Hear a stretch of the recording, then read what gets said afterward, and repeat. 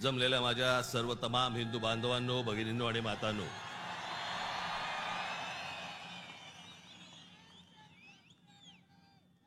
सर्वप्रथम मी आपणाला सर्वांना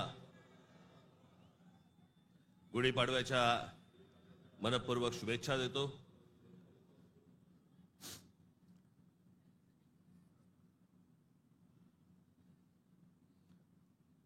हा म्हणे हरलेला पक्ष,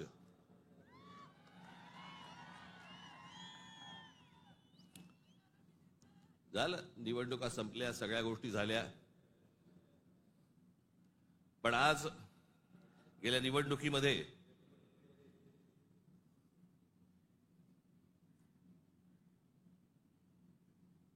ज्यांनी मतदान करून ज्यांची मतं दिसली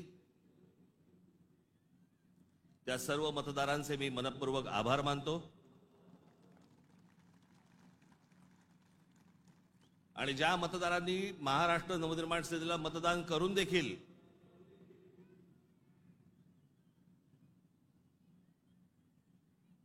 इलेक्ट्रॉनिक मशीन मध्ये ज्यांची मतं दिसली नाहीत त्यांचेही मी आभार मानतो। निवडणुका कशा झाल्या, काय काय गोष्टी घडल्या, मला असं वाटतं याच्यावरती माझं बोलून झालेलं आहे। आता जे झालं ते झालं, आता हे बघायचं ते याच्या पुढचं। सगळे वेळ काढून आलायत ना, बरंच बोलायचंय मला।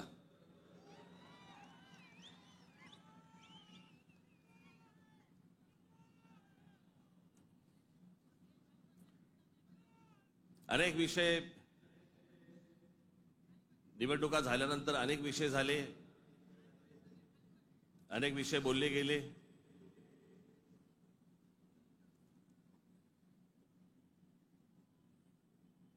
सदिच्छांचे, शुभेच्छांचे अनेक मला फोन पण आले आणि नेमके आजच आले।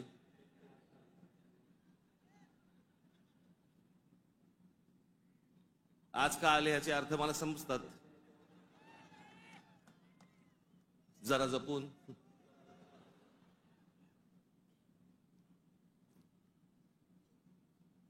पण गेले काही दिवस ज्या काही घटना घडल्या, मला असं वाटतं काही गोष्टींचं तुम्हाला सांगणं खूप आवश्यक आहे, गरजेचं आहे।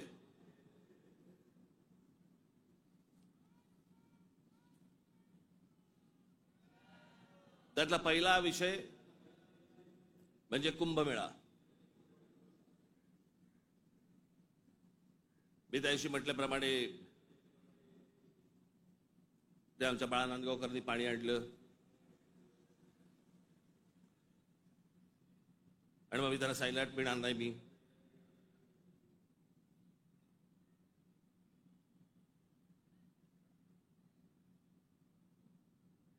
मग नव्याने वारं शिरलेल्या काही हिंदुत्ववाद्यांना असं वाटलं, अरे मी कुंभमेळ्याचा अपमान केला। मूर्ख आहात का?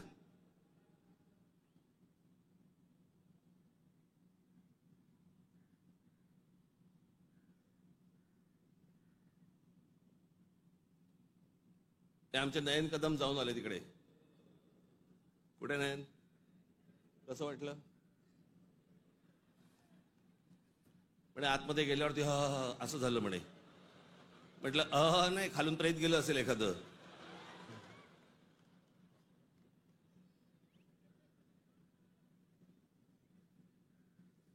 आपल्या देशामधल्या नद्यांची जी अत्यंत भीषण अवस्था आहे,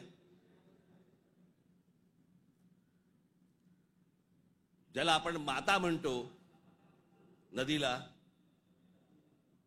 देवी म्हणतो,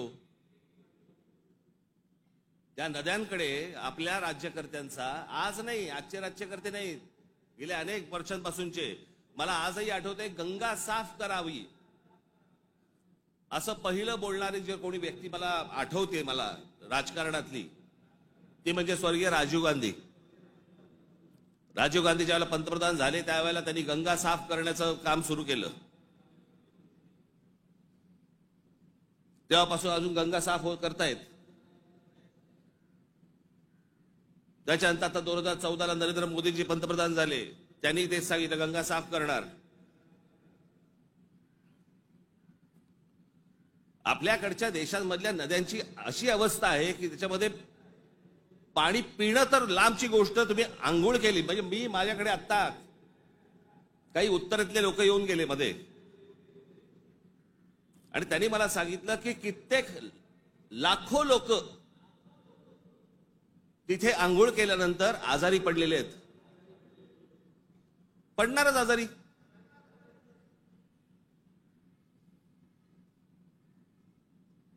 त्या गंगेवरची काय परिस्थिती आहे. प्रश्न हा गंगेच्या अपमानाचा नाहीये, प्रश्न हा कुंभमेळ्याच्या अपमानाचा नाहीये, पाण्याच्या स्थितीचा आहे की पाणी कशा प्रकारचं पाणी तिकडे असतं होतं आणि ते अजूनही थांबवलं जात नाही त्या गोष्टी. खरं तर वेगळ्या ठिकाणी तुम्ही जागा देऊ शकता. सहज एक मिनिट भरासाठी म्हणून मी तुमच्या समोर गंगेची आत्ताची परिस्थिती काय आहे ती मी तुम्हाला फक्त दाखवतो. खाली अरे खाली आण त्याला, खाली आहे.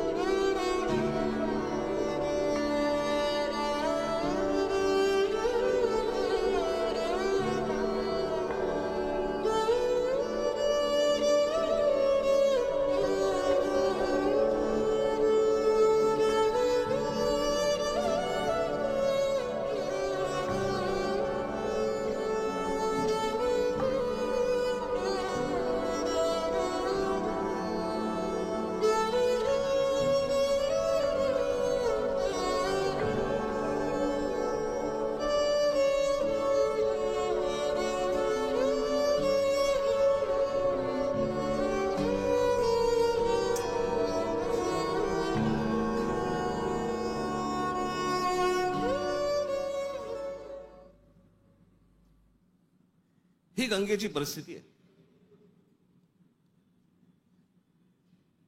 आतापर्यंत 33,000 कोटी रुपये खर्च झाले त्याच्यावरती. तुम्ही आता तो महंत बघितलात ज्याला बोटीतनं तसाच्या तसाच टाकून दिला.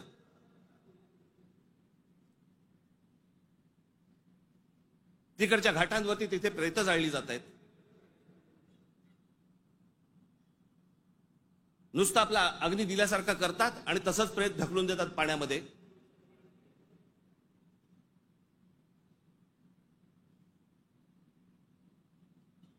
हा कोणता धर्म.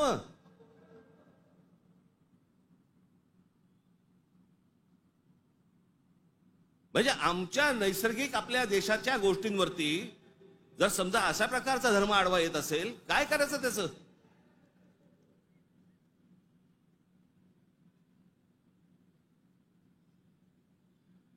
आपल्या गोष्टींमध्ये आपण सुधारणा नको का करायला.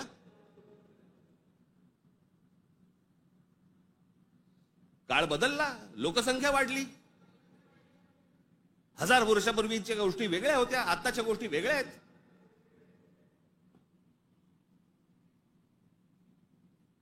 हेच सगळे विधी आटपण्यासाठी म्हणून त्याच इथे वेगळ्या एका घाटावरती एखादी जागा करता येत नाही का.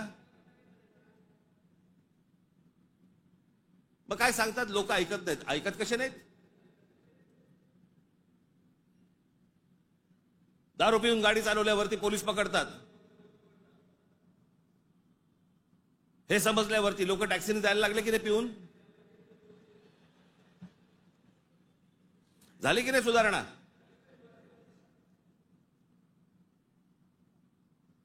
आपल्या नद्या स्वच्छ राहिल्या पाहिजेत.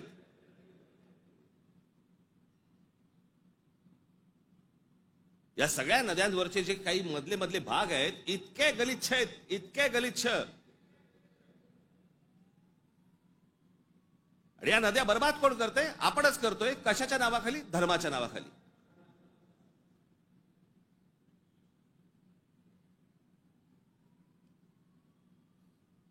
प्रत्येकाला आपापला धर्म प्यारा असतो. प्रत्येकाने आपापल्या धर्मामध्ये सुधारणा केल्या पाहिजेत.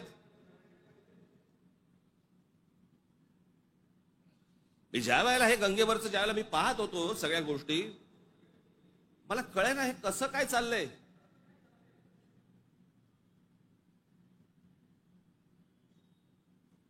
काय म्हणे 65 कोटी लोक येऊन गेले, अर्धा भारत.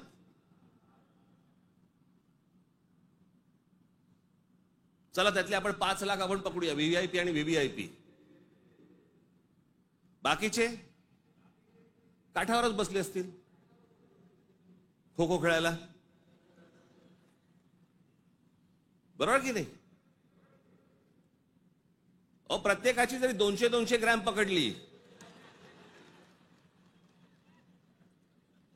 चीनची भिंत बांधता आली असती आपल्याला.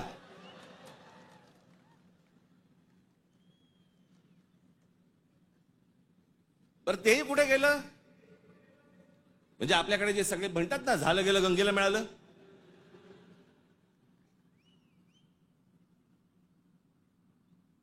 महाराष्ट्रामधली देखील आज नद्यांची परिस्थिती हेच.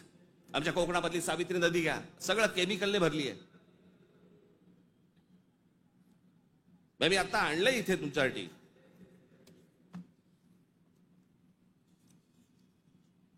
देशभरात एकूण 311 नदीपट्टे म्हणजे पॅचेस असे आहेत जे प्रदूषणामुळे धोक्याच्या पातळीवर असून त्यात महाराष्ट्रातील तब्बल 55 नदीपट्टे प्रदूषित आहेत. याच्यामधल्या सर्वात प्रदूषित असलेल्या नद्या, सर्वात प्रदूषित म्हणजे उल्हास नदी, मिठी नदी, मुळा मुठा, सावित्री, भीमा, पवना, कान्हा, तापी, गिरणा, कुंडलिका, दारणा, इंद्रायणी, नीरा, वैनगंगा, चंद्रभागा, मुचकुंडा, घोड, तितूर, रंगवली, वर्धा, कृष्णा, पाताळगंगा, सूर्या, वाघूर, ढोरणा या नद्या पात्रांमध्ये पाणी हे अत्यंत वाईट आहे. हे माझा रिपोर्ट नाही आहे. तर भातसा, पेडी, मोर, बुराई, वेल, पांझरा, सीना, काळू, वेण्णा, कोयना, पांझरा, पैनगंगा, पूर्णा, उरमोडी, कान या नद्यांच्या पात्रामध्ये पाणी वाईट आहे. त्या नद्यांच्या तुलनेत मुंबईमध्ये 5 नद्या होत्या, 5 नद्या. कदाचित अनेकांना माहिती पण नसतील.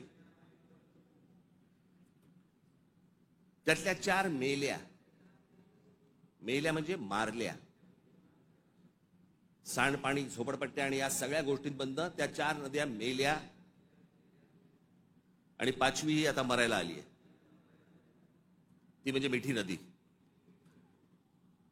आत्ताची मिठी नदीची काल मी शूट करायला सांगितलंय. काल मी अगोदरचं पण दाखवत नाहीये, मी कालचं दाखवतोय. मुंबई मधली 5वी एकमेव राहिलेली नदी, त्याची काय अवस्था एकदा बघा.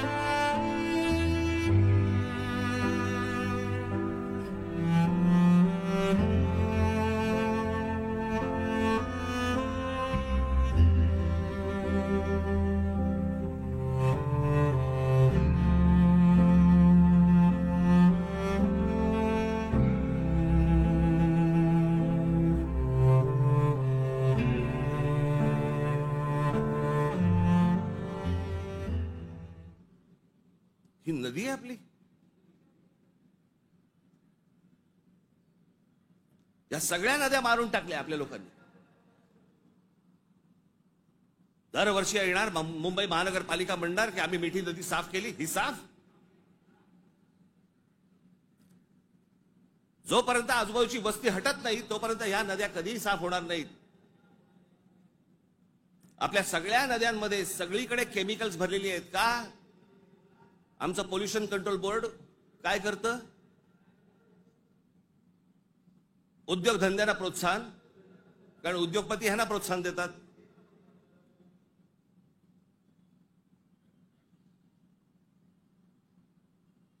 जे जे म्हणून आपल्याकडचे नैसर्गिक स्रोत आहेत आपण ते बंद करायचे आणि त्याच्यानंतर त्याच्यावरती बोलल्यानंतर तुमचा धर्म आडवा येणार.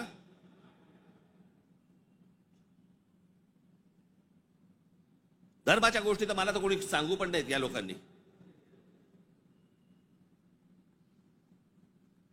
काही गोष्टी आपण आपल्यात सुधारल्या पाहिजेत.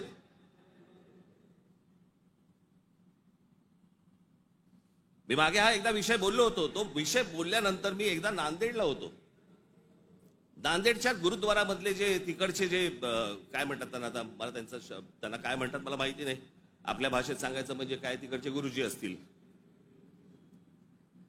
आणि त्यांनी मला सांगितलं की आपने जो कहा वो बहुत ठीक कहा. काय म्हणालो होतो मी?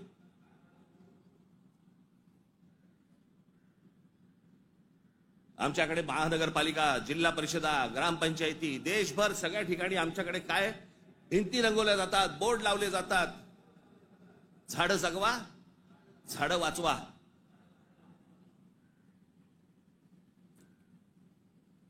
आणि आमच्याकडे देशामध्ये आपल्या हिंदूंचे अंतिम संस्कार, अंत्यविधी हे लाकडावरती होतात.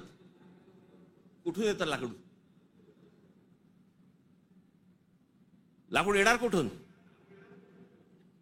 या देशातली जंगलतोड झाल्याशिवाय लाकूड येणारच नाही.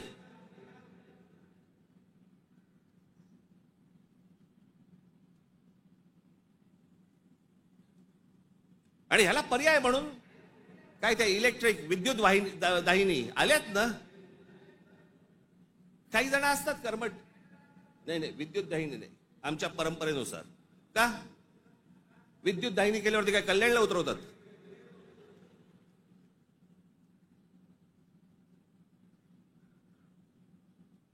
देशभर विद्युत दाहिन्या झाल्या पाहिजेत. त्या विद्युत दाहिन्या झाल्या तर लाकूड लागणार नाही. लाकूड लागणार नाही मग जंगल राहतील. आमचे पंतप्रधान नरेंद्र मोदी मागे एकदा जंगलात गेले होते फिरायला, पण एका परदेशी माणसाबरोबर. म्हणजे आमच्या पंतप्रधानांना जंगलांची आवड आहे.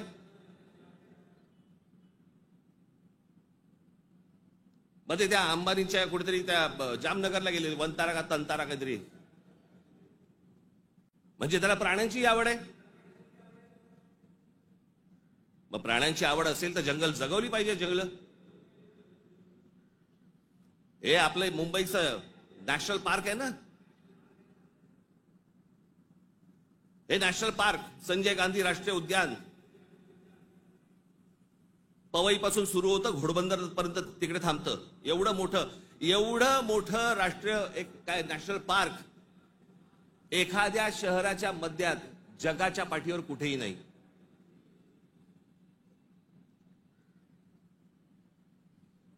आपण आमचे मूळ विषयच आपण विसरलेलो आहोत.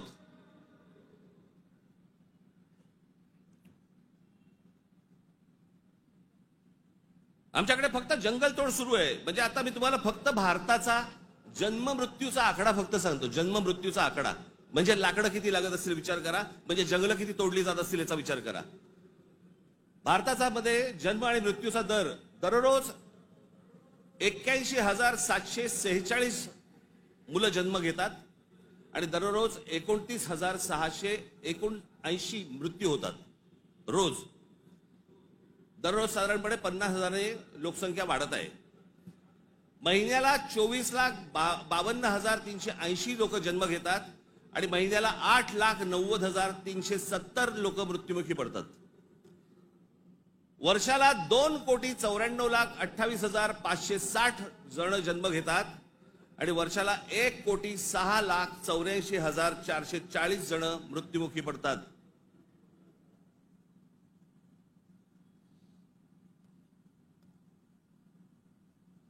आपण एका बाजूने बोंबलायचं, आमच्याकडे दुष्काळ पडलाय, आमच्याकडे पाणी नाही. मराठवाड्यातल्या अनेक ठिकाणी 7-7 दिवस पाणी येत नाही. भारतामधल्या अनेक जिल्ह्यांमध्ये तिथे पाणी येत नाही. आम्ही पाणी येत नाही, सगळ्या गोष्टी होत नाही म्हणून बोंबलत बसायचं आणि आपणच ऱ्हास करायचा या गोष्टींचा. मूळ विषयांकडे आमचं लक्षच नाही. सगळे विषय भरकटवले जातात, सगळे विषय भरकटवले जातात. आमच्याकडे कोण येतो, आम्हाला पाय जंगलांची पडली नाही, पाण्याची पडली नाही, कशाची पडली नाही, आम्हाला पडली औरंगजेबाची. तो बसला एकटा द्राक्ष खात. आणि आम्ही भांडतोय.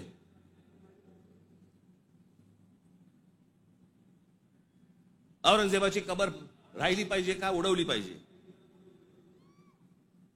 आत्ता कुठून आठवलं?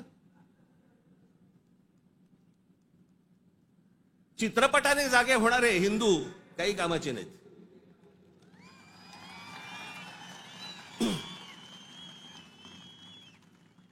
काही कामाचे नाहीत ते. चित्रपट थिएटरमधनं उतरला की हे उतरले.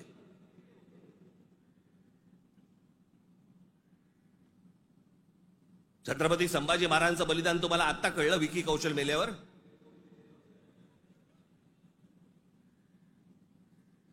अक्षय खन्ना औरंगजेब बनून आल्यावर तुम्हाला औरंगजेब कळायला लागला?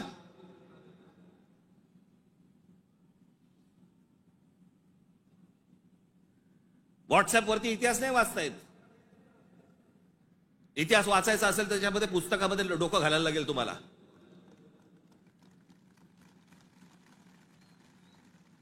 कोणीही बडबडायला लागले हल्ली इतिहासावरती. विधानसभेत पण बोलतात. खरं तर त्यांचं काही काम नाही. औरंगजेबावरती बोलतायत.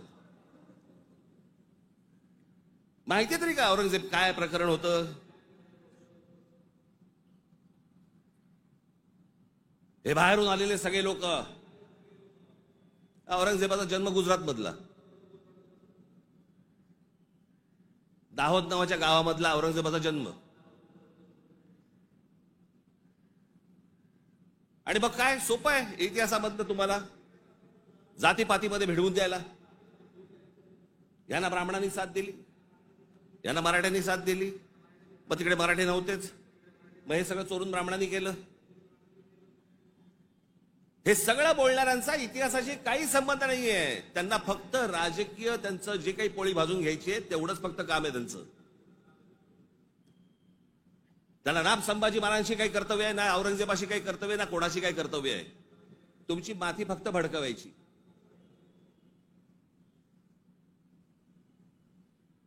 कसल्या इतिहास बोलतोय आपण? अहो, इतिहासाच्या पानात खोलवर गेलात ना, सगळ्या अपेक्षांची आणि कल्पनांची आणि भावनांची सगळी भांडी ठळाठळ फुटतील.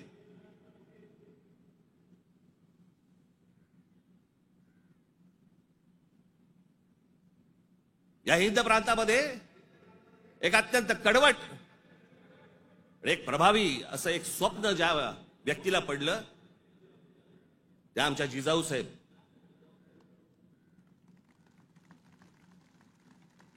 हे त्यांचं स्वप्न. त्यांचे वडील असल्यापासून त्या बघत होत्या. त्यांना समजत नव्हतं हे काय चाललंय. आमचीच लोक ह्या लोकांकडेच का चाकरी करतायत?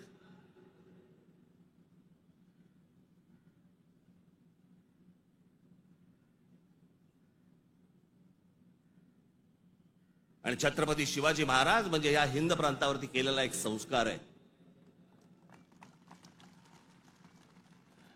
तो एक चमत्कार आहे. ती एक विलक्षण घटना आहे.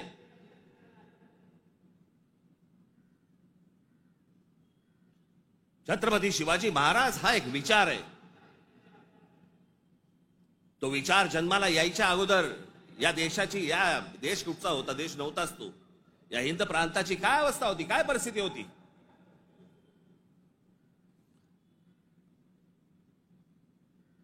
सर्व जातीचे लोक कोणाला कोणाच्याकडे होतेच ना कामाला. दूर कशाला जा. छत्रपती शिवाजी महाराजांचे वडील हे आदिलशाहीतच होते ना.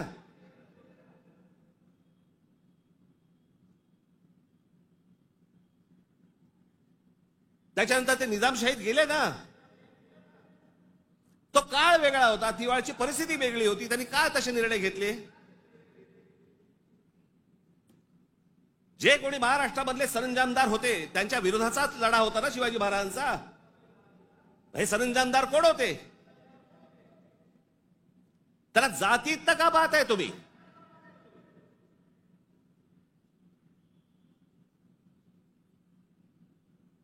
अफजल खानाचा वकील हा कोणी कुलकर्णी नावाचा होता, ब्राह्मण होता. अफजल खानाची बोलणी करायला गेलेला छत्रपती शिवाजी महाराजांचा वकील देखील ब्राह्मणच होता.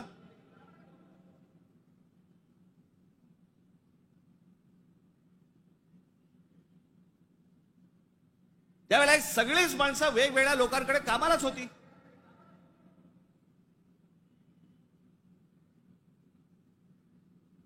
इतिहासातली प्रत्येक गोष्ट काही कागदावरती लिहिलेली नाहीये. त्यावेळेला त्या परिस्थितीत काय निर्णय घेतले असतील आपल्याला काय माहिती. 300-400 वर्षापूर्वीचा इतिहास, त्याच्यावरती आम्ही आज भांडतोय जातीत.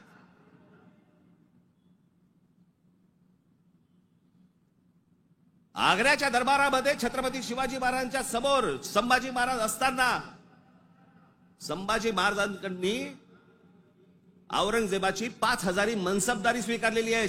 छत्रपती शिवाजी महाराजांच्या समोर महाराजांची होकार असल्याशिवाय होईल?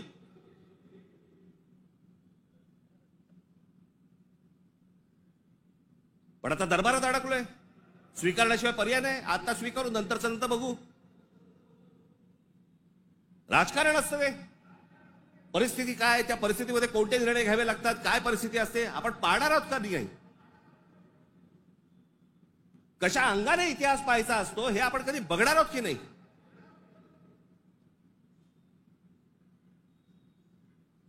काही कशाचा कशाला माहिती नाही. छत्रपती शिवाजी महाराजांसाठी औरंगजेबाचा जो माणूस आला होता, मिर्झा राजे जयसिंग राजपूत, हिंदू होता ना.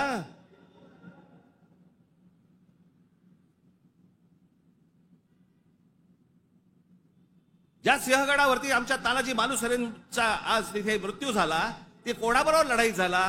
उदयबान राठोड बरोबर ना. राजपूत होता ना, हिंदू होता ना. काय घेऊन बसलोय आपण?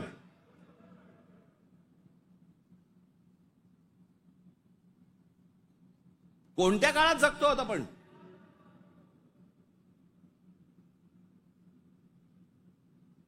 छत्रपती शिवाजी महाराजांच्या जन्माच्या अगोदरचा काळ वेगळा होता, नंतरचा काळ वेगळा आहे.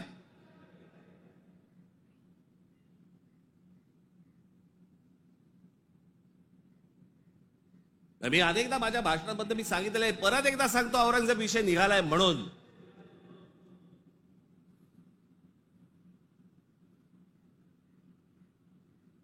औरंगजेब बादशाह याचं राज्य कुठपासून कुठपर्यंत होतं? अफगाणिस्तान पासून दक्षिणेपर्यंत आणि इथे बंगालपर्यंत.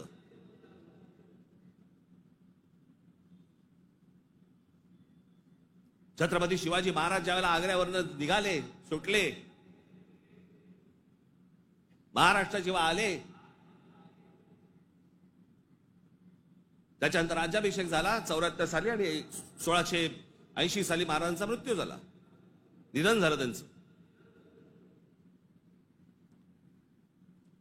त्या दरम्यान औरंगजेबाचा एक पुत्र, मुलगा,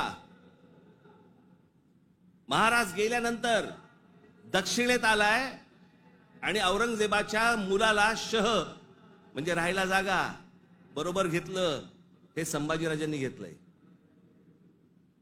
तो तिथून पळून आलाय. वाचा जरा इतिहास, वाचा जरा. औरंगजेब ज्या वेळेला आग्र्यावरनं निघालाय, महाराज गेले 1680 साली आणि औरंगजेब महाराष्ट्रामध्ये पोहोचलाय 1681 साली.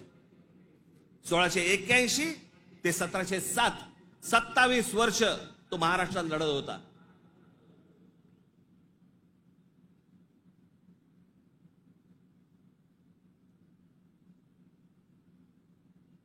आमच्या संभाजी राजांबरोबर लढला.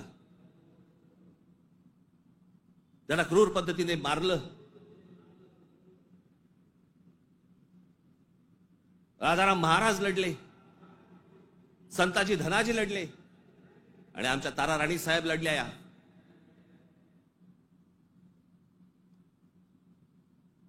एक महाराष्ट्राचे खूप मोठे लेखक होऊन गेले, नरहर कुरुंदकर. त्या कुरुंदकरांच्या एका पुस्तकामध्ये फार अप्रतिम वाक्य आहे की मराठे सर्व लढाया हरत होते, पण औरंगजेब एकही लढाई जिंकू शकत नव्हता.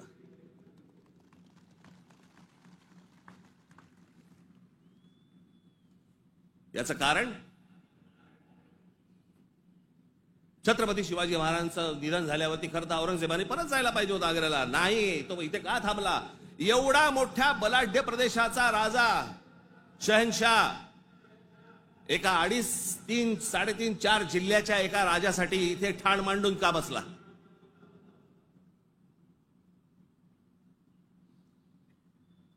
त्याला माहिती होतं छत्रपती शिवाजी महाराजांचं निधन झालंय, मग का ठाण मांडून बसला होता? शिवाजी महाराज तर गेले होते, त्याला शिवाजी नावाचा विचार मारायचा होता, जो त्याला जमला नाही. सगळे प्रयत्न केले, सर्व प्रयत्न केले आणि इथे शेवटी मेला. जगाच्या इतिहासामध्ये औरंगजेब वाचला जातो, अभ्यास केला जातो त्याचा, पण ज्या वेळेला त्याचा अभ्यास केला जातो त्यावेळेला जगभरातल्या लोकांना कळतं की तो काय करायला गेला होता आणि कसा मेला. तिथे छत्रपती शिवाजी महाराजांचं नाव येतं जगभरामध्ये. जी कबर आहे ना, जी सजवलेली काढून टाका, कबर नुसती दिसली पाहिजे आणि तिथे एक मोठा बोर्ड लावा, आम्हा मराठ्यांना संपवायला आलेला औरंगजेब इथे आम्ही गाडला गेला.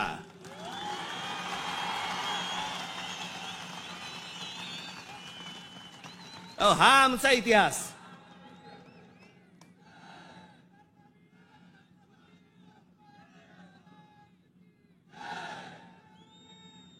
अफजल खान ज्या वेळेला इथे आला, इतिहास कशासाठी वाचायचा? इतिहासातनं बोध घेण्यासाठी वाचायचा.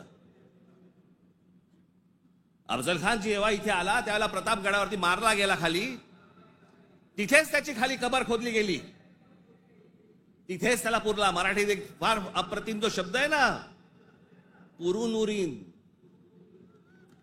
तो आहे, तुला पुरीन आणि उरीन. तो जो पुरला त्याला तिकडे अफजल खानाला, तो शिवाजी महाराजांच्या होकाराशिवाय पुरला नसेल. त्याची कबर जी केली आहे ती महाराजांना विचारल्याशिवाय केली नसेल. महाराजांनी सांगितलं असेल, निश्चित करा, जगाला कळू दे कोणाला मारलाय.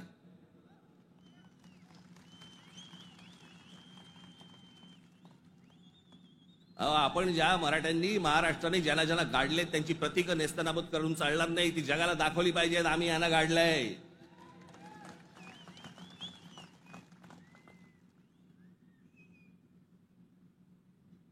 इस्रायलची एक खूप मोठी संघटना आहे मोसाद नावाची,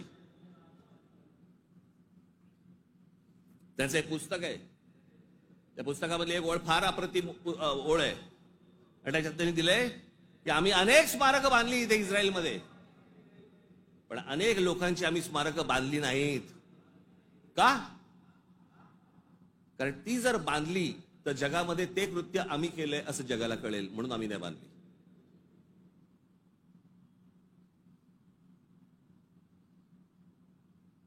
असा विचार ते करतात. आणि आम्ही कोणाला गाडले हे आम्ही जगाला दाखवायचं नाही. खरं तर शाळेतल्या लहान लहान मुलांच्या तिकडे ट्रिप घेऊन गेल्या पाहिजेत, बसेस भरून घेऊन गेल्या पाहिजेत आणि लहान मुलांना सांगितलं पाहिजे, बाळांनो, महाराजांनी याला गाडला, हा आपल्यावर आला होता, हा आपल्या धर्मावर उलटला होता, हा आमची मंदिरं पाडत होता, हा आमच्या बहिणींची आबरू लुटत होता, याला आम्ही गाडला. नाही तर पुढच्या पिढ्यांना आम्ही काय इतिहास सांगणार आहोत?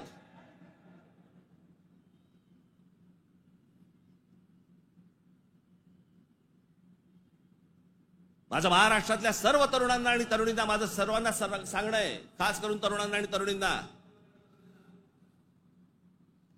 व्हॉट्सअपवरती इतिहास वाचायचा पहिला बंद करा. आणि इतिहास ज्या वेळेला तुम्हाला जातीतनं सांगण्याचा कोणीतरी प्रयत्न ज्या वेळेला करेल त्यावेळेला लक्षात ठेवा, तो कुठच्या ना तरी कुठच्या पक्षाला बांधील असेल. तुमची फक्त माती भडकवण्यासाठी हे सगळे उद्योग केले जातात. तुम्ही एक होऊच नाहीत, तुम्ही मराठी म्हणून एक येऊच नाहीत, तुम्ही महाराष्ट्र म्हणून एक येऊच नाहीत, याच्यासाठी जे सगळे प्रयत्न चालू असतात. मुळात विषय वेगळे असतात आणि मग विषय हे असले विषय काढून तुम्हाला भरकटवलं जातं, वेगळीकडे नेलं जातं आणि आम्ही तिकडे बघतो आणि बाकीचे इकडे काम आटपून घेतात. मधल्या मध्ये अडाणींना जमीन पण मिळून जाते.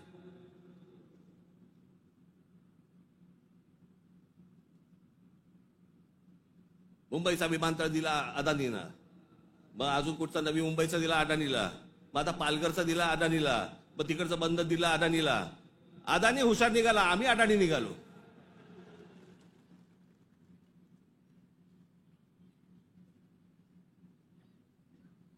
कित्येक गोष्टी आहेत ज्या विधानसभेमध्ये बोलल्या जाऊ नयेत. लाडकी बहीणचं